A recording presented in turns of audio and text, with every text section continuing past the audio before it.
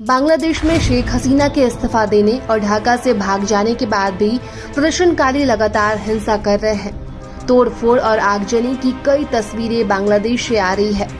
हसीना के ढाका छोड़ने के बाद 100 से अधिक लोगों की मौत हो चुकी है। इधर खबर आ रही है कि होटल में करीब 24 लोगों को जिंदा जला दिया गया है। बताएं कि बांग्लादेश में जारी हिंसा से भारत में पढ़ाई कर रहे वहां के छात्र परेशान हैं। उन्हें अपनों की चिंता सता रही है। उनके कोई संपर्क स्थापित नहीं हो पा रहा। बनारस हिंदू विश्वविद्यालय में पढ़ने वाले बांग्लादेश के छात्र अंतुर घोष ने कहा कि नेटवर्क कनेक्शन डाउन होने के कारण मैं अपने परिवार से संपर्क नहीं कर पा रहा हूं। मैं अपने परिवार के बारे में बहुत चिंतित हूं। हमें कैंपस में कोई समस्या नहीं आ रही, लेकिन मैं अपने परिवार के बारे में चिंतित हूं। वहीं बांग्लादेश के एक छात्र विद्युत ने कहा कि हिंसा बहुत तेजी से फैल रही है।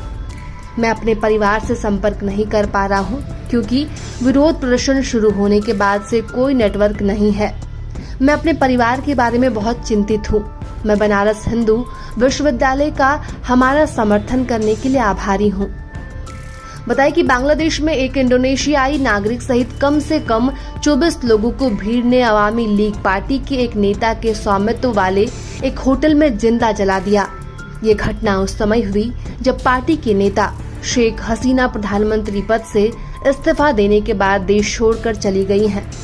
सोमवार देर रात भीड़ ने जोशोर जिले में जिला अवामी लीग के महासचिव शाहीन चकलदर के स्वामित्व वाले जाबीर इंटरनेशनल होटल में आग लगा दी, जिसमें 24 लोगों को जिंदा जला दिया गया और उन 24 लोगों की मौत हो गई। इस घटना में मरने वाले ज्यादातर होटल में ठहरे लोग थे और बांग्लादेशी मीडिया के अनुसार मृतकों में एक इंडोनेशियाई नागरिक भी शामिल है। जीवित बचे होटल कर्मचारियों को डर है कि मलबे में और भी शव हो सकते हैं।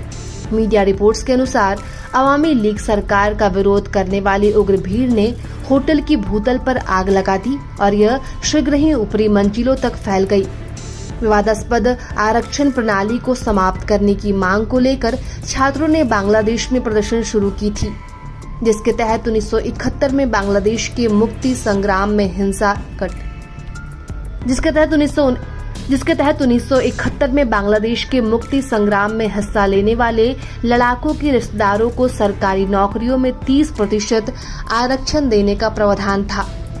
सरकार ने छात्रों के विरोध प्रदर्शनों के बाद 2018 में इस पर रोक लगा दी थी, लेकिन जून में बांग्लादेश के हाई कोर्ट ने आरक्षण बहाल कर दिया था, जिसके बाद देश में फिर से विरोध प्रदर्शन शुरू हो गए थे। हालांकि प्रदर्शन को देखते हुए सुप्रीम कोर्ट ने आरक्षण को समाप्त कर दिया था। इसके बावजूद प्रदर्शनकारियों का गुस्सा शांत नहीं हुआ और लगातार शेख हसीना के इस्तीफा की मांग कर रहे थे और इस आंदोलन में 16 जुलाई से कल तक 21 दिन में कुल 440 लोगों की मौत हो चुकी है, जबकि 500 से अधिक लोग घायल हैं।